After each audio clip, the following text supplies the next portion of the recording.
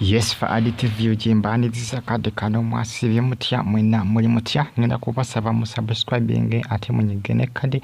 updates nimbana zezi bazitambula okwetula egwanga lyatu Uganda nembagamba nti comment section weli obaka bontira mu comment section atosigalenga hoje kumideko ntisa chizni beki abana bafu banange abana mukazi watu bamufukide abana bonna balwadde ne baby naye huyo ali mu ddwaliro kyokka omukulu gyali mu ddwaliro tannaona kale ne baby naye yeegasseeko kugamba mukazi watu Chizni Beki yeetaaga ekisa okuva eri Katonda yeetaaga amukwasaganyizeeko kubanga embeera yo erabikanga egenda emuyinze embeera erabikanga emuyinze mukazi watu ekyokola kyo asobeddwa kiki ekireeterako abaana ba Chizni Beki kubanga balwala kiki ekigenda mu maaso munnange tewali amanyi Katonda yekka yakola ki yasinga okubanga ategeera batumudeka abali Canada Toronto abali Saudi abasinza mu ggwanga erya Oman mbebaza embagamba nti muli b'amaanyi nnyo kubanga mugiye kumira kamawuli embana gagabagatambula okwetola eggwanga lyattu Uganda gwe kikakatako kiri kimu kyokka ku subscribing onyigere kade ojjako receiving a notification whenever I upload a new video on my YouTube channel. Mwabale nnyo mwena okubanga mugiye kumirako mwena abasubscribing ne munyigane kade bagamba nti muli b'amaanyi nnyo okubanga mugifollowinga nsonga za Chizni Beki mwongera okubanga mumusabira bambi asobola okubanga atereera omwana we baby we mwongera okubanga mumusabira mukazi watu okubanga bw'omulabira wano essaawa ng'asobeddwa ekiruma omukulu tebana okubanga bategeera kiruma mukulu kyokka ate n'omuto baby naye ate naye kakati yeegasse ku mukulu kakati ne weebuuza kizigenda mu maaso waliwo omwaka bane guyinza okutambulira bubi oba omwezi oba omwaka guno ne kutambulira bubi kati Chizni Beki guno omwaka gwa 2024 mukazi watu gumutambulidde bubi nnyo ino baby abadde talwala nnyo ono baby omuto n'ate oli omukulu ate yali bubi nnyo n'okussa tassa bulungi oli omukulu akugamba akalubirizibwa mu kussa tassa bulungi ono omutono ye kyejetandika okuba ng'alwala naye ate omukulu ye azenga alwala enfunda n'enfunda zenga alwala emirundi n'emirundi naye ng'abasawo banoonya ekimuluma tebakiraba naye ng'abasinga amagezi ge bamu amugamba mwana mutwale wa taata we oli taata we omutuufu Dr. Amiru si ye taata w'omwana omutuufu oli omukulu ye abasinga bakola ki abasinga bamugamba kati ate n'omuto naye yeegasseeko naye ono omuto yesuubira nti birimu ebyekika nga abasinga bagamba nti oli ebyekika nti bimutawaanya nti alina kumutwala ku kikokola ky'okuwona ono ye omuto wa Dr. Amiru kati simanyi ono ebirwadde bimuluma okufaako obufi omuto baby akaaba olukaaba ali kuzikkanulwa si yangu bannange si birungi ku saidi ya Chizni Beki naye embeera ye erabikanga emukalubiridde mukazi wattu obulamu bwo bulabikanga obukalubye ku saidi ye Katonda yali badde amukwasaganyizaako ku situation eno kubanga situation erabikanga ekalubye nnyo erabikanga egenda emukola ki egenda emuzitowaako munenge ebitambula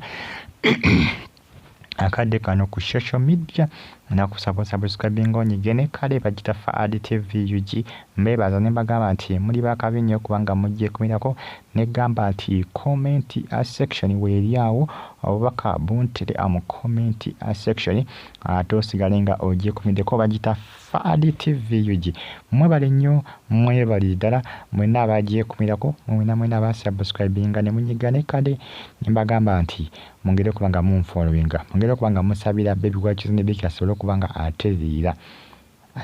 atereera kama mukazi watu ebizibu mwetimbe ekyokwata kitegeera kugamba waliwo omwaka oguyinza okukutambulira obubi omwaka negukutambulira obubi kati Chizni Beki guno omwaka gwa 2024 tegumutambulidde kiriya guno gwo tegubadde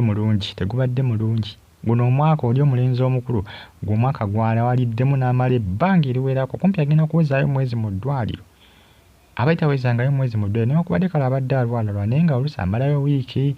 naku n'ava n'agenda ku ssomero naye kati ne ku ssomero taddangayo bukyanga ekimbe kimukuba mu ddwaliro yena yazimbye feesi tassa bulungi kwegamba n'otabulwa n'olutaba kyovana bagaba naye mwongere okwanga bambi musabira Kizune Becky mumusabire abaana be batiire ovanga ku kitugu ng'olina abaana babiri bonna balwadde gomanye mukyoneza okubeerako gwe ne bebi wuno yeegasse kati kala nti bebi buba buzibu bwedde emirimu si byangu Mukama amusaasire Mukama amuyambe. Kizune Becky yavudde n'agamba nti bannange luliwo olwo nga abinyumyako nti banyumya bino byaliwo kuba abaana bamutawaanyizza ate guno omwaka gubadde mubi nnyo mukazi wattu gy'ali ku nsonga z'abaana obulwadde bumutawaanyizza nnyo badde nga balwala naye ng'alwala omu yekka oli obulwadde gubadde gusinga okuba nga butawaanya naye kati wekunegattako owookubiri mukazi wattu simanyi bwagenda kukikola simanyi bwagenda kukikwasaganya simanyi bwagenda kukikontroli nga bwekunegattako n'omuto nga n'omu yennyini abadde akyagaanye ate kwegatteko omulala omuto abo biba bibi nnyo ku sayidi ye biba bibi nnyo ku sayidi ya Kizune Becky si birungi nga yagenza okusakata nadda Abaganda werugwayo olugero bwe lutyo nga g'amazima byo tebiri malembe tebirikkirira ku sayidi ya Kizune Becky mbagamba nti mumusabire abaana be basobole okuba nga balikavalinga quickly basobole okuba nga bawona kubanga ebirwadde bibeesibyeko embeera si nnungi abaana obulwadde bubeesibyeko abaana obulwadde bubabala embiriizi mwebali nnyo okuba nga munfollowinga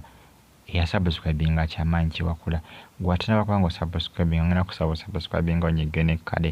mbagita Faadi TV UG mwebale nnyo mwebalire ddala omuto naye yalumbiddwa byebyo munnange Kizune Becky ekyokukola kyo ng'amazima ndowooza alina kusaabusabe Katonda yabamuyamba ate akola ki byonna bikosa abaana batutte mu ddwaliro banda bagaanye okuwona ono nno bebi yayinza okuwona nno naye oli ye ebbanga gwanvu nnyo alwala we buddamu Kama amuyambe nno bebi anti sikona akole kyawone buleme kuddamu kubanga ate baneegatta babiri akyattunka n'oli ate kwegatteko omulala tebijja kuba birungi ku sayidi ye bambi byebyo ebitambula akadde kano ku mitimbagano z'omulengera awo ng'ali mu ddwaliro ng'akaaba nga bamanyi n'abaana abato oluusi si byangu. Stay on YouTube platform atosigala ng'ogifollowinga mbaye bulungi mwera mbagala nnyo bannange.